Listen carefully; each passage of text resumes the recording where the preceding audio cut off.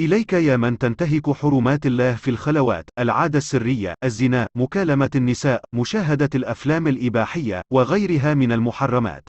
حاسبوا أنفسكم قبل أن تحاسبوا أمام الله. أفكلما اشتهيت زنيت؟ فمتى تتعلم الصبر؟ أفكلما خلوت عصيت؟ فمتى تتعلم التقوى؟ أفكلما يسر لك تماديت؟ فمتى تبدأ التوبة؟ فاحشة الزنا يضيق القبر على فاعلها حتى تختلف أضلاعه، وذلك بما قدمت يداه. ولزنات والزواني في البرزخ تنانير من نار ولهب، يرفعهم ثم يخفضهم من أعلاه إلى أدناه. قد اشتدت عليهم المصائب والكربات، وأنساهم سوء العذاب ما أسلفوا من الاستمتاع والشهوات. وتذكر أن أصعب الحرام أوله، ثم يسهل، ثم يستساغ، ثم يؤلف، ثم يحلو، ثم يطبع على القلب، ثم يبحث القلب عن معصية أخرى. سبحان الله، إنها خطوات الشيطان. فإذا دعتك نفسك إلى معصية فحاورها حوار